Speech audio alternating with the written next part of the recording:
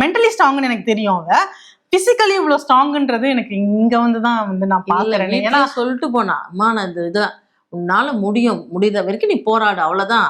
அவளுக்கு will power அதிகம் அப்படின்றது அதுல இருந்து தெரியுது. போராடு.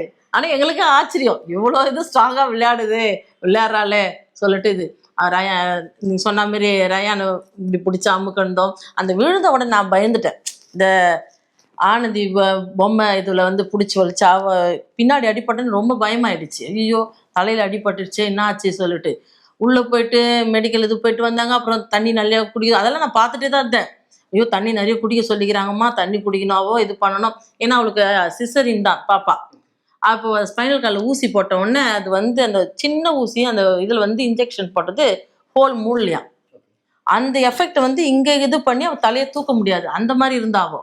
அந்த மாதிரி ஆயிடுமோ, இது தண்ணி குடிக்கணும்னா எனக்கு அந்த ஞாபகம் தான் வந்துச்சு. ஆனால் அப்போ நான் டாக்டர் சொன்னது தண்ணி நிறைய குடிங்க, ஃப்ளாட்டாக படுங்க, அப்படிதான் படுத்துட்டு இருந்தா உள்ளோ.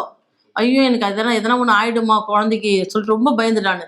அப்போ அதுக்குள்ளே ஒரு இதுவாட்ட வேற பொம்மை மாதிரி இருக்கணும்னு சொல்லிட்டு வேற அது ஒஸ்ட்டுன்னு வேற கொடுத்துட்டாங்க அந்த வாரம். அவளுக்கு பொம்மை மாதிரி இருந்தாலும் அப்புறம் கொஞ்சம் ஏஞ்சி தலைலாம் இப்போ பரவாயில்ல, குளிச்சுட்டு வந்தா நல்லா இருக்கிற என் பொண்ணுன்னு நினச்சிட்டு அப்போதான் ரொம்ப திருப்தியாக இருந்துச்சு.